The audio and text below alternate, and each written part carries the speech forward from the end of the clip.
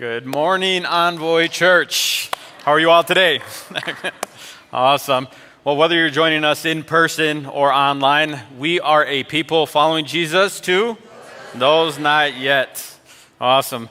So my name is Raul, and I think to most of you, I'm starting to become a familiar face around here, but I am the interim community and hospitality coordinator here at the church. And it is my pleasure and honor to be able to lead you through today's reading of Mark chapter 8 as we continue through our reMARKable series that we've been going through all summer long. You know, so we've been following this D1 kind of Bible study approach. I don't know about you guys, but I was pretty unfamiliar with this before we started attending Envoy, and so this was kind of new language for me. But as we've been going through this summer, I think to me it's been really insightful. It's been really inspiring, actually, especially as I've been having some opportunity to do it in a group of people. Because when you're doing it with a group, you kind of start seeing all the different insights, you know, that people can get from their own experiences and just where they are maybe in the season of life that they're in from one same verse. You know, and so it's been really encouraging, really exciting. And so if you haven't, dove in with us really intentionally this summer yet with this D1, I strongly encourage you to do so. I think it's going to give you a lot of insight. I think God's going to speak to you in some very unique and powerful ways. And it's just a really good way, to dive into the Word together.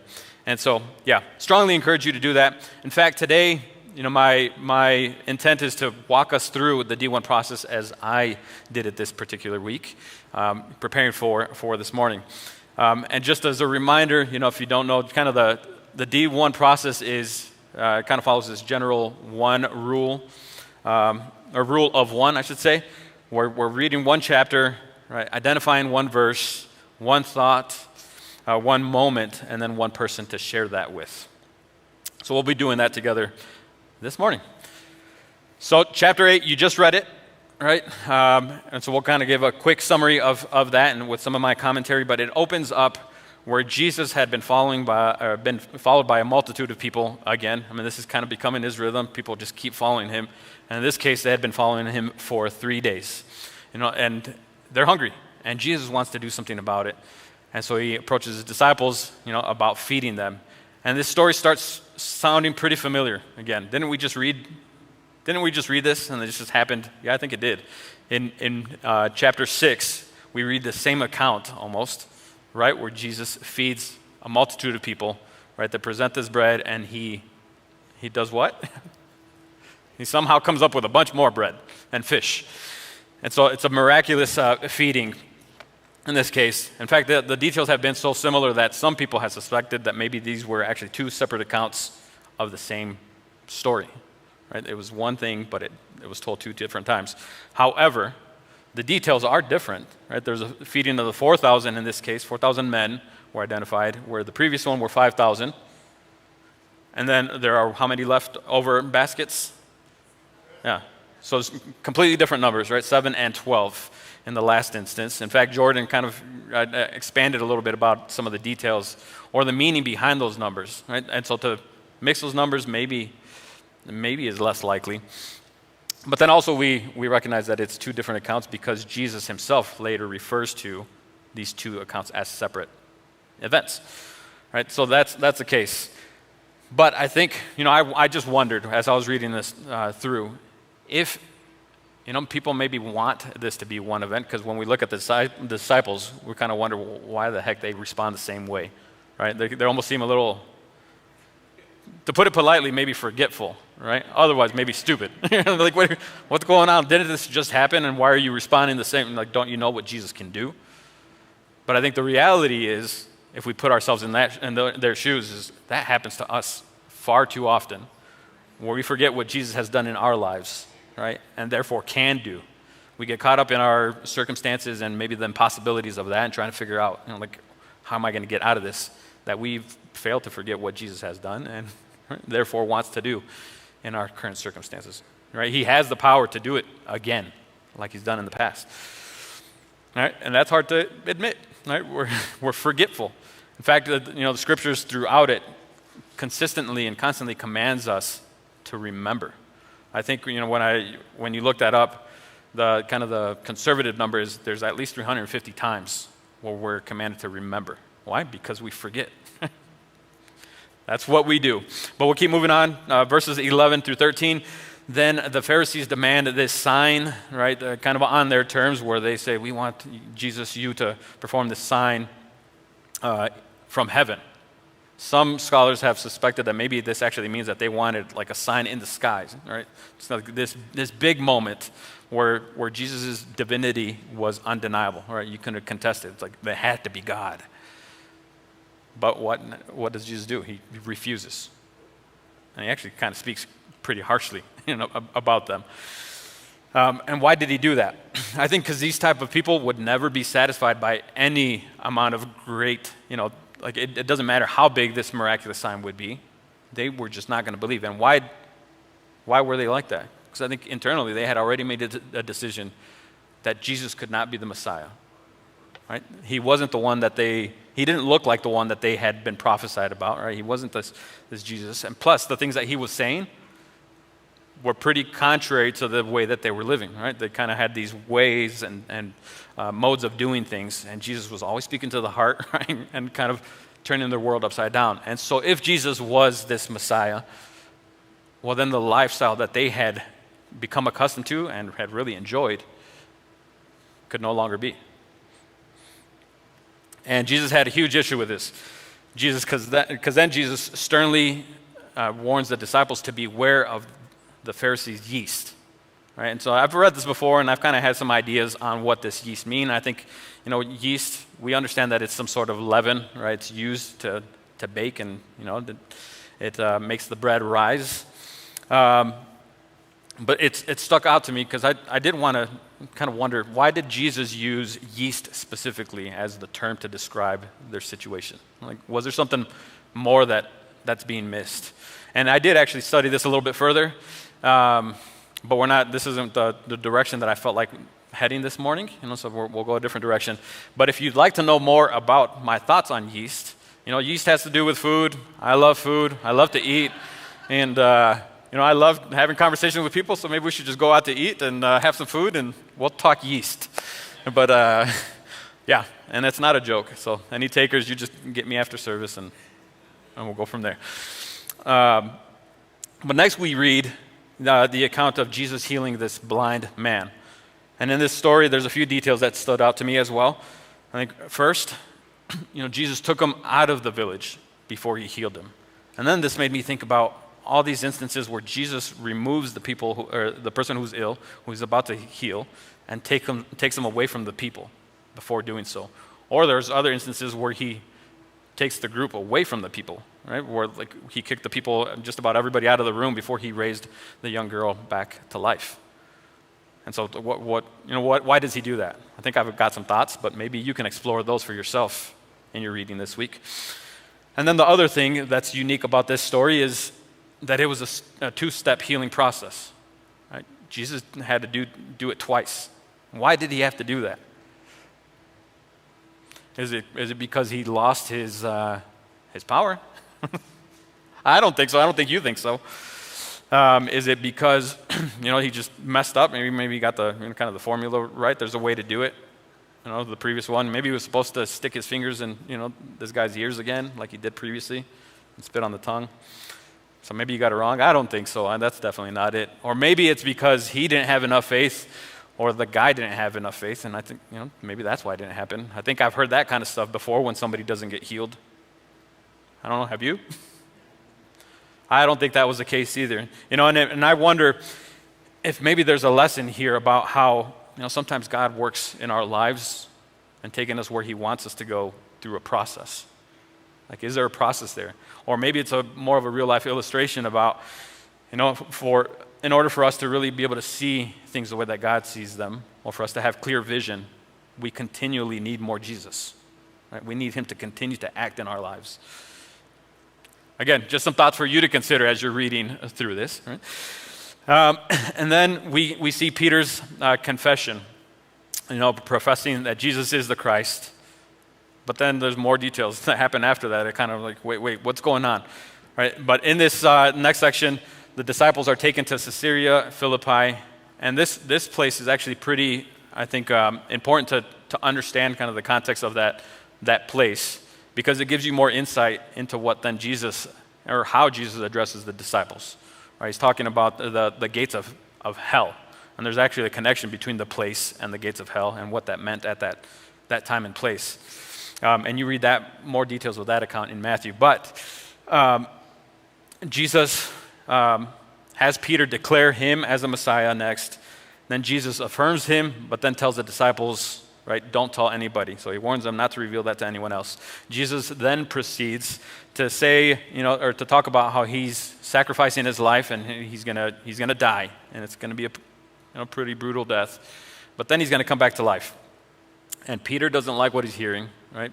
Peter, this fighter, like, no, this is definitely not gonna happen, right? He pulls Jesus aside and addresses him that way. And then what happens? Jesus turns to him, but also addressing everybody else, and rebukes Peter for saying that, and then calls him Satan. Pretty harsh words after having just been praised for getting it right. Suddenly, then it's a dramatic right turn to, no, you're Satan, actually. I don't know if that stood out to you guys, or if that was shocking, or if that was a thought. And we'll actually get back to this, because this is kind of where I leaned into. But then Jesus calls on the crowd and his disciples, and then starts talking about the conditions of being a disciple, right? And what that means. It means giving up your own way, taking up your cross, and following him. And when, I think, I've done this too, but when we read this, I think we kind of interpret this imagery in the way that we understand the cross today, where yes, it means death, right? Because we know that Jesus went to the cross, that he died, and it was a horrific death, but he did it for us, right? And therefore we're reconciled to God because of this bloodshed. But also we have this sense of hope identified and connected to it, because we know what came from it. But in those days, there was no hope in the cross. They weren't thinking this is going to be amazing, right? When they hear about this death on a cross and us having to take it up, they got this imagery of what they knew it to be then. And in short, what it meant for them was that it was going to be a slow, painful, humiliating public death that's typically reserved for the worst people in their society. And this is where they take them to die that. I've started kind of looking into or reading there's a Jewish Bible, right, that gives you a little bit more insight in kind of the old way of the language. And the Jewish, complete Jewish Bible version, actually in place of cross, uses this term where it says it's the execution stick. Right? So he's telling us to carry our execution stick and follow him. I think that's a little bit of a clearer image, isn't it? Yeah. And it's also a harsher image. And Jesus later definitely says that, in order to follow him, we must be willing to give up our lives. He says, if you try to hang on to your life, you will lose it. But if you give up your life for my sake and for the sake of the gospel, you will save it. So, chapter 8, a lot of stuff there. Would you agree? Maybe you had some of these thoughts as you were reading through it, but there's so many different directions that we could head. Fortunately, at least in your own time, if you're following with us, you have 7 different days to go down 7 different paths and see what the Lord's going to kind of give you some insight into. But the next kind of step in this process of D1 is to identify a single verse, which can be a challenge. It was a challenge for me, right, with all these different thoughts. I'm very contemplative, so I get in my head and start going all in these different directions and rabbit trails, and it just doesn't end. But I think honing in on this skill of identifying one verse actually forces us into the space where we're meditating on God's word, or we're, the kind of some other maybe words for meditating are chewing on, right? Kind of really dissecting, really getting out of it, what it's intended to communicate. There's actually a Spanish word that's used for meditation that's called, that's escudriñar, right? Which is translated to wringing out. Like when you have a wet towel, you're trying to wring out all the water you can, get everything out of it that's in there, right? And so it gives us an opportunity to really dive in ways that otherwise it's kind of a story that we glance over. And so what I felt to talk about was this verse 33. And this is where, Jesus, again, turns around and looks at the disciples, then reprimands Peter and says, get what? Get away from me, Satan. You're seeing things merely from a human point of view and not from God's. And I think the first thing that jumped out at me, like I said, was kind of this right turn. Right? So it wasn't just that Peter was being rebuked. Peter was one of Jesus' closest companions at this time. He was one of the 3 out of the 12 that spent a lot more time with Jesus. Was in these more unique spaces with Jesus. But it was also that, right? He wasn't just rebuked, but it was after he had gotten it right. I feel like sometimes we have these moments where we feel like we've gotten it all together, and why is this happening suddenly to me? Like, God, where are you at? Right? Have you had those instances in your life? I have, I think, far too often. And so Peter recognizes Jesus, and it's a pretty far right turn. And he calls him Satan. Satan, what does Satan mean? Right?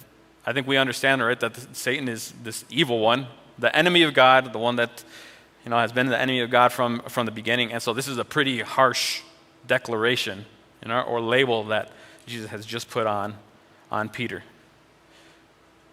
And so is it that he's addressing Peter, or is it that he's actually addressing kind of Satan at work behind Peter, right? Is it the thing that he said that he's actually calling out, or is it Peter himself in this instance? Is there something going on with Peter?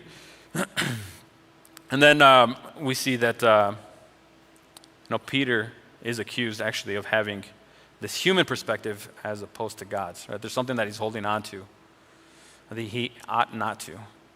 And so this is kind of where my thoughts started going. And so the next piece is, right, exploring this one thought. And so how do we do that, right? What is this one insight that this verse is kind of conjuring up for us? So the one thing that I really wanted to explore a little bit more was he really calling him Satan, or was there something more behind this? And so what is this word Satan? Like, is there something more to explore just with the word? And so I Googled the word, and the word Satan, right? I mean, the first definitions that come up is this Merriam-Webster's dictionary definition. And it said, Satan is the angel who in Jewish belief is commanded to tempt humans, to accuse the sinners, and to carry out God's punishment. Okay, nothing new there. Okay, that kind of makes sense. The next one was that Satan is the rebellious angel in Christian belief, who is the adversary of God and the Lord of evil. Again, nothing new, right? I don't even think you have to be a Christian to kind of have this idea or definition of devil, of Satan. But if you look up kind of the history or the background of the word, what you start uncovering is the word actually comes from this Hebrew word, ha-satan, right? H-A and then Satan. I mean, it's kind of spelled out that way. So I kind of like that word for Satan a little bit more, right? Ha-Satan. I feel like I'd live a little differently if that's how I saw Satan. But this word in the Old Testament actually doesn't always refer to this entity of the devil, or like this person of Satan, right? It's not a person. It often is used more as a general noun to describe something. So Satan refers actually to anyone or anything that aims to prevent something or someone else from its or his proper or intended course, irrespective of whether this course is bad or good, or whether the opposition is good or bad. That was pretty confusing, wasn't it? I probably should have put that on the slide. I still think it wouldn't have made sense. Every time I read it, it still doesn't. I'm like, huh? Because they try to put it pretty broadly. But some synonyms of the word, which would be helpful, is that it means the adversary, it means accuser, it means to obstruct, it means to oppose, it means to resist. So Satan can mean to resist. And when I read that, right, that Satan can mean to resist, it was interesting, because there was almost this instantaneous moment where this kind of image was conjured up in my mind, and I understood almost what it meant in its entirety in that moment. But it was this idea of a man standing in a river, right? In this image, this is a man standing next to the river, but you'll kind of get the sense. But the man is standing in the river, right? The river around him is strong. It's got a strong current. It's flowing. It's moving. It's alive. And as he stood there, I understood that he was kind of contemplating his next decision. Right? So there's this river, and he's trying to figure out, all right, what am I going to do next? In John chapter 7, Jesus describes the Holy Spirit, or the Spirit of God, as the living water, rivers of living water, he says. Right, and so I understood that this river actually represented the Holy Spirit. And so as this guy is contemplating, what he's going to do next, he knows that he already decided he wants to stand in the river. He's diving in, to what God is doing. He's surrendering his life. But he needs to decide one of three things. One, he's in the water, feeling all its raging power, right? Feeling that it's pushing him in a direction, and he's going to decide to yield to it and just kind of go with it. Where's this thing taking him? And he's going to be willing to go. So that's option one. Option two is, still feeling the raging water, still feeling its power, but just kind of remaining there, right? Just kind of, man, this is exciting. There's a lot going on here, and I'm liking it, right? But he's just kind of standing there as much as he can. Third option is, well, if he's not going to go downstream and he's not just going to stay put, well, then he's going to go upstream, I guess, right? But what he's decided is that he's not going to get out of the water. He wants to be in the water.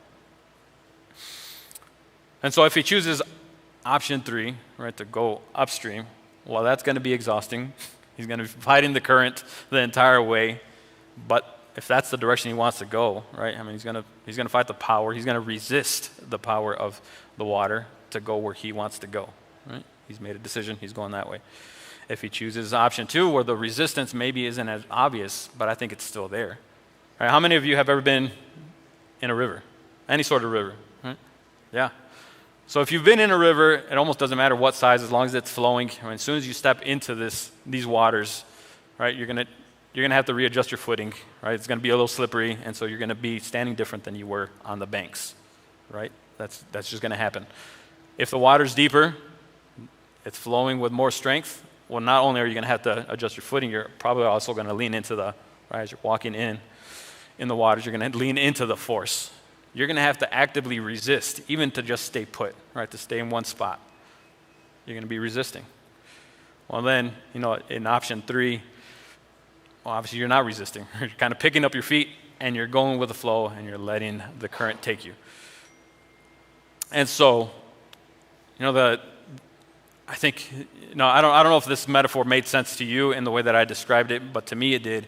And if this water is the Holy Spirit, right, the Spirit of God, that's moving in a direction, I understand that I am this man, and I think you're this man, right? You're this person. And so if you've decided to follow Jesus, well, you've already decided you're going to dive in right to the water, that God's working kind of in your life all around you, but you still have a decision to make once you're in the water. Right? Are you going to go upstream with the things that he's telling you and say, I actually want to go this way?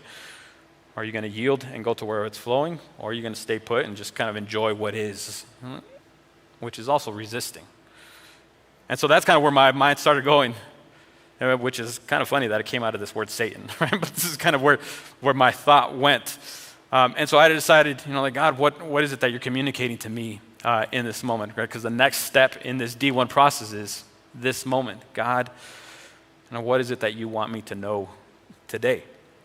And so really, I didn't have to ponder this question very long for me to come to a conclusion. It came pretty quickly because I know what God's been dealing with me about. And so before I get to that, I want to tell you just a quick story about my family. So my household is a family of 5. I've been married to my beautiful wife, Olivia, for 12 years. And together we have three kids. We have our oldest, Jaden, who's 18 years old. I don't know if you guys would remember, but we had an opportunity to baptize him earlier this spring, which is super exciting. His life has been transformed, and he's becoming a world changer for God in ways that still shocks me. And then we have our daughter, Elsie. Our daughter, Elsie, who's 10 years old, who we also had an opportunity to baptize only a handful of weeks ago. And so that's been exciting to see her journey. And then we have our, thinking about Jaden. God's amazing. And then we have Oliver, our 4-year-old. All right, and so this is a picture of us in Holland, Michigan.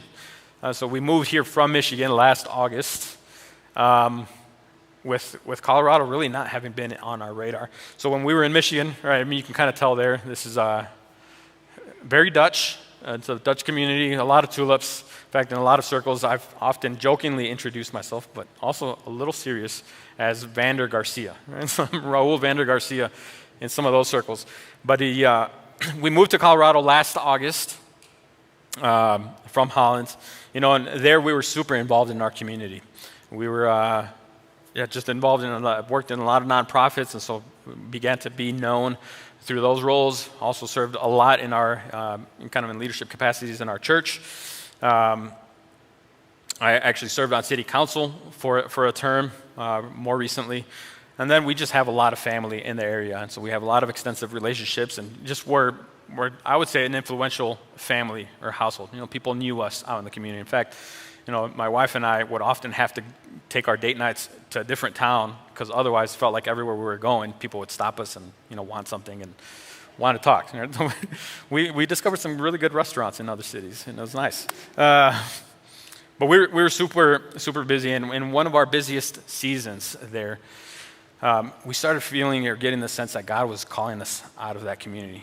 And it felt like out of state, potentially out of the country. We had a friend of ours who had recently started a church plant in Mexico, in Guadalajara. And so we started entertaining this sense of, is this where all the signs are pointing to? We had led a couple trips out there with mission teams, and we could almost start imagining ourselves out there. But that wasn't it. And then just a few years ago, we ended up taking a trip here to the state of Colorado, mostly to Denver, because we had some buddies who lived there. And we spent one afternoon here visiting Garden of the Gods. That was our only exposure to Colorado Springs to date, up until actually the day that we moved. We even purchased our house online, essentially, without knowing the area. I don't recommend that for most people.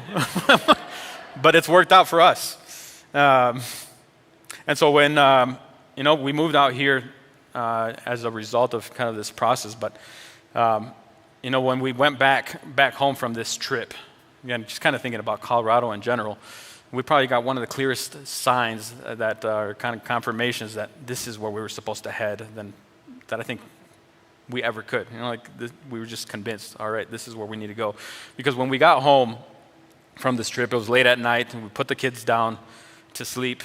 And Olivia and I finally had a moment to reconnect and settle. But I look over at her almost immediately, and I'm like, hey, it was so strange, but when we stepped into our house, it felt like we were stepping into a stranger's house. It didn't feel like our home. It was so odd. And then I look at her, and she has this shock and awe, but it wasn't because of what I just told her, and she was shocked about that, but it was because of what she had just heard from our kids. And she says, both of our kids actually separately said the exact same thing as we were putting them down. And so for us, that felt like, okay, this is it. We know we're going to be going. And so there's a lot of preparation that took place. And from then until now, there was a lot that transpired. There have been a lot of changes that we've had to grieve, things that we didn't expect in this process. There's been a lot of things that we've been able to celebrate. But in all of it, we've been able to see God's blessings. And some of those things are things that only God could do. It doesn't even have to do with, the new life that we're living. It has to do more with how God has, through our obedience, impacted our kids. Things that we couldn't do, right? Only God can do. And I tell you this story so you can learn a little bit about our family for sure, but also because it was an instance of radical obedience, probably one of the biggest decisions that we've made as a family to date. And we've seen the fruit of that, like I've said. We've got a great home that we love. We have really enjoyed this community that we've been a part of here at Envoy. And God's just been incredibly faithful. But, that doesn't mean that we still don't have a lot of questions. There's still many things that as we're doing life in this new city, exploring our new community, or the new people around us, missing the people that we don't have, mainly family, that, we still have unanswered questions. God, why did you bring us out here? But also what we're discovering in this season isn't maybe so much that the reasons that God brought us out here, or what he wants to do through us, but it's also the sense of God wants to actually do some things in us. Right? There's a different kind of journey.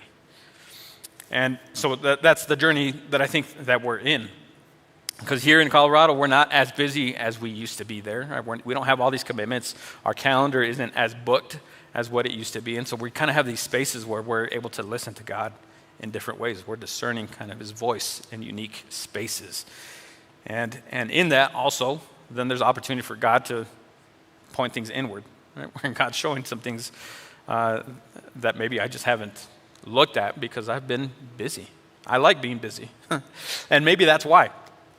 Some things that I've discovered is, it turns out that I have an easier time trusting God in these bigger moments, right?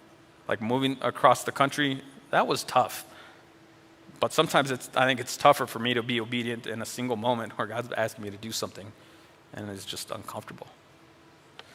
I think I've also learned, in that I probably trust him less than I actually have convinced myself I do, right? Because I'm unwilling to obey in some of these smaller moments. Or maybe also that, I actually value other people's opinion of me more than I do his at times, right? And so I'm moved by that. It could also be that I like to be liked. I find some value in that, when people say that they like me. And so God's showing me all sorts of things. And, some of them really suck. Some of them are awesome, but it's work, right? Kind of going through this process. And so the list could go on and on. And so as I think about this D1 lesson, and the things that I'm kind of, processing as I've read the Mark chapter 8, I think what I've landed on is, deciding to follow Jesus, to jump in this river, right, to allow the Holy Spirit to do some work and to be around us and doing all these things is probably one of the most important decisions in our lives that we're ever going to make. But once we've decided that, there's actually a daily decision that we're needing to make, right? What are we going to do once we're in there? Are we going to follow the flow, right, and just yield to that wherever he's taking us, regardless of what that might be? Right, because when you're looking down a river, rarely do you see the end of it, right? I mean, it kind of weaves and bends and does all these things, and so you're just trusting that it's taking you somewhere safe, I guess. But you don't know the end, and so you're just going.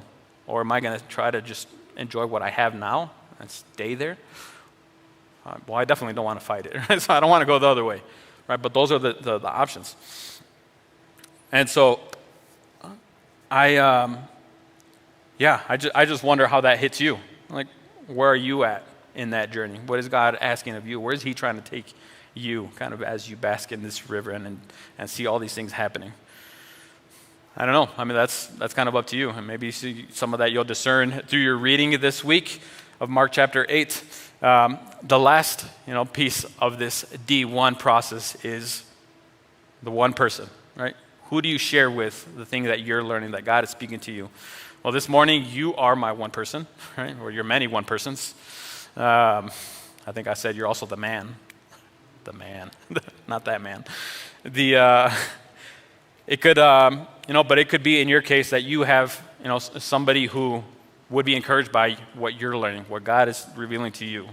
It could be that actually there's somebody that you need to share with who would be an encouragement to you because of what God is revealing, right? Somebody that you need to be accountable to, right? So they can encourage you to keep on giving up, to keep on lifting your feet and just going with it. I don't know. But I hope that my, family's journey, and we can talk more because there's plenty more details, and so maybe we do that food after all. I'd love that. So there's so much more there, but hopefully my family's journey can be an encouragement to you as we're still, answering some of these questions for ourselves. Maybe, kind of as I went through this D1 process, that can inspire you to really dive in, and so just kind of have a little bit more framework as to how that could be and where this could take you. I don't know, but what I do know is God wants to do some amazing things in our lives, and it's really up to us how far he will take us. Right? You have that decision to make. And it's an exciting one when we yield. As for me and my house, we're yielding. And we're going to go wherever he wants to take us. And, up next, we actually have, we've been celebrating a lot of baptisms. We have another one coming up here shortly. And so here's somebody who has surrendered their life to Jesus and almost quite literally has also decided to, get into this water, kick up their feet, and let the living river kind of take them wherever he wants to go. And so please draw your attention to the screen.